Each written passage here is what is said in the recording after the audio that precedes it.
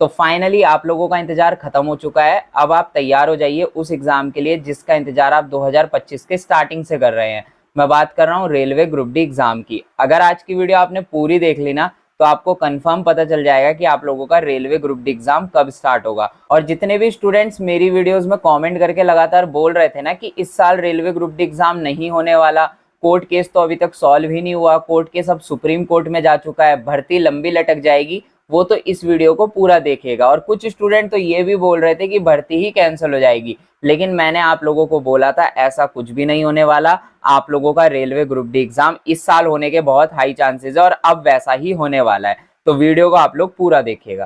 अगर आप बिना मॉक टेस्ट लगाए किसी एग्जाम की तैयारी कर रहे हो तो मतलब आप हवा में तीर चला रहे हो।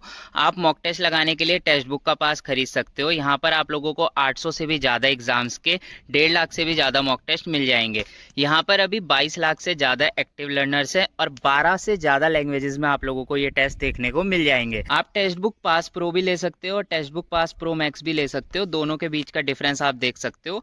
पास प्रो में आप लोगों को 30,000 से ज़्यादा प्रीवियस ईयर पेपर मिल जाएंगे और पास प्रो मैक्स में आप लोगों को रियल टाइम डाउट सपोर्ट भी मिल जाएगा। टेक्स्ट बुक में चल रही है आजाद सपनों का पास सेल। इस सेल का आज आखिरी दिन है। अगर आज आप टेक्स्ट बुक का पास प्रो खरीदते हो मेरा कूपन कोड DT10 यूज कर तो ये आपको 263 रुपीज का मिलेगा और अगर आप पास प्रो मैक्स खरीदते हो तो ये आप लोगों को 351 रुपीज का मिलेगा। सेल का आज आखिरी दिन है इसलिए इसका लिंक मैं डिस्क्रिप्शन में दे रहा हूं, आप चाहो तो इसे बाय कर सकते हो। सबसे बड़ा डाउट तो आप लोगों के मन में यही होगा कि कोर्ट केस आखिर कब तक सॉल्व होगा रेलवे ग्रुप डी का और इस कोर्ट केस को जीतेगा कौन। अब आपने चाहे रेलवे ग्रुप डी का फॉर्म ITI से भरा हो चाहे नॉन ITI से भरा हो, सभी लोग मेरी बात को बड़े ध्यान से सुनना। जब रेलवे ग्रुप डी के ऊपर कोर्ट केस हुआ था तो ये कोर्ट केस सबसे पहले कैट के पास गया था।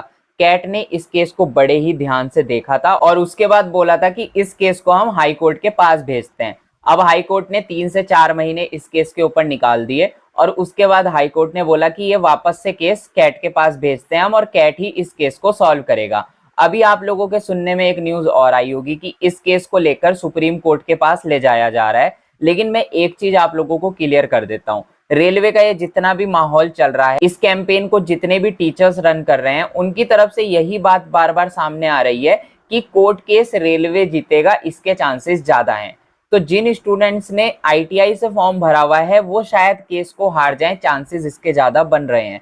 अब मैं सपोर्ट नहीं कर रहा हूँ ITI वालों को, मैं ये नहीं कह रहा हूँ कि ITI वाले जीतने चाहिए, नॉन ITI वाले नहीं जीतने चाहिए, लेकिन आप मेरी बात का भी यकीन मानिए लगभग हर जगह से यही न्यूज निकल कर आ रही है कि कोर्ट केस बहुत जल्द सॉल्व होने वाला है और इस केस को ITI वाले स्टूडेंट हारने वाले हैं और नॉन ITI वाले स्टूडेंट इस केस को जीतने वाले हैं। अब बड़ा सवाल ये आता है कि आखिर इस कोर्ट केस का फैसला कब तक आएगा। तो देखिए 1 महीने के लिए तो अभी भर्ती में स्टे लगा हुआ है, 1 महीने के बाद मैंने आपको बोला है स्टे हटना ही हटना है। अब आप ये भी कमेंट कर सकते हो कि अब तो इस केस को सुप्रीम कोर्ट के पास ले जाया जा रहा है तो सुप्रीम कोर्ट इस केस को सॉल्व कर देगा, लेकिन जब हाई कोर्ट ने ये चीज बोल दी है कि कैट के पास जाइए, कैट इस मसले को देखेगा, तो जहां तक मुझे लगता है अगर ये केस सुप्रीम कोर्ट के पास भी जाता है ना तो सुप्रीम कोर्ट भी नॉन ITI वाले स्टूडेंट्स के पक्ष में फैसला दे सकता है। अब हो सकता है मेरी इस वीडियोस के बाद ना आप लोग कमेंट में लिखो कि आप तो ITI वाले स्टूडेंट्स को सपोर्ट नहीं दे रहे हो और नॉन ITI वाले को सपोर्ट दे रहे हो, लेकिन ऐसा कुछ भी नहीं है। ना मैं ITI वालों को सपोर्ट दे रहा हूँ ना नॉन ITI वालों को, मैं बस आपको सिनेरियो बता रहा हूँ, जो हिसाब किताब बन रहा है वही बता रहा हूँ। और फिलहाल सिनेरियो यही बन रहा है कि नॉन ITI वाले स्टूडेंट इस केस को जीतने वाले हैं और केस भी बहुत जल्दी सॉल्व होने वाला है। अब सवाल बड़ा ये आता है कि आखिर railway group D exam start कब होगा।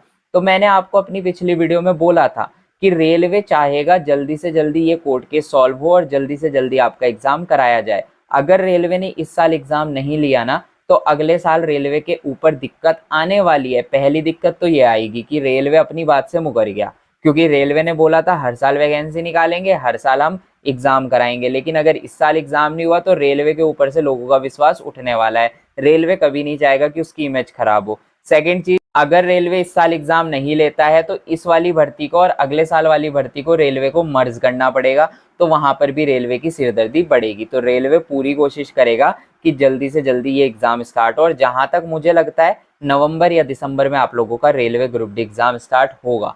तो आप तैयारी करते रहिए। अगर आपके मन में डाउट है ना कि रेलवे ग्रुप डी एग्जाम नहीं हो रहा है, हमारा टाइम वेस्ट हो रहा है इस एग्जाम में, तो आप रेलवे के साथ साथ और किसी एग्जाम की भी तैयारी कर लो। मैं ये नहीं कह रहा हूँ किसी और एग्जाम की तैयारी मत करो, मैं बस इतना कह रहा हूँ रेलवे की तैयारी छोड़ो मत, तैयारी करते रहो। हम मिलते हैं अपनी नेक्स्ट वीडियो में, तब तक के लिए